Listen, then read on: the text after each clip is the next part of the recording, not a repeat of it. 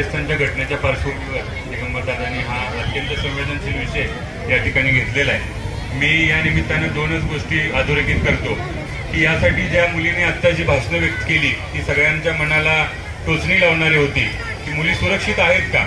खऱ्या अर्थानं जर आपण 50% महिला आरक्षण विकासाच्या गप्पा करतोय आणि यावेळी जर मुली सुरक्षित नसतील तर या आरक्षणाला आणि महिला सक्षमीकरणाला काही अर्थ नाहीये। यासाठी आपल्याला सामाजिक दबाव वाढवावा लागेल। पूर्वीच्या काळी गल्लीत जरी कोण पाहुणा जरी आला तर आपण त्याची चौकशी करायचो की कुणाकडे आलाय काय आलाय।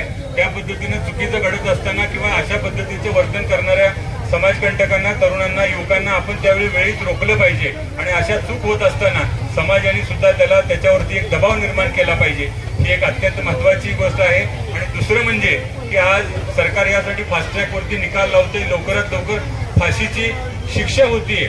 पण आज महाराष्ट्रात जर बघितलं परवा मुरलीचे सामाजिक कार्यकर्ते राहुल पाटील यांनी एक उपोषण केलं आपल्या तहसील कार्यालयाच्या समोर की शेकडो असे आरोपी आहेत की ज्याच्यामध्ये ते जेलमध्ये बसलेले आहेत, त्यांना फाशीची शिक्षा झालेली आहे परंतु त्यांना न्यायालयाने अजून म्हणजे त्यांना फाशी दिली गेलेली नाहीये। तर या बाबतीत सुद्धा एक सामाजिक लढा आपल्याला उभा करावा लागेल जेणेकरून हे काही सामाजिक कार्यकर्ते नाहीत की त्यांना सरकारने किंवा शासनाने पोचलं पाहिजे, त्यांना वेळीच फाशी दिली पाहिजे तरच याच्यामध्ये जबर बसेल आणि समाजाने यासाठी एक दबाव निर्माण केला पाहिजे। अशा घटना पुन्हा घडू नये यासाठी सामाजिक दबाव निर्माण होण्याची खरंच गरज आहे। या निमित्तानं या घटनेतील त्या मुलीला मी भावपूर्ण श्रद्धांजली व्यक्त करतो आणि आपल्या धुंडराज महाराजांच्या या पंचक्रोशीमध्ये आपण सर्वांनी सजग राहावं एवढं आवाहन करतो आणि थांबतो। जय हिंद, जय महाराष्ट्र।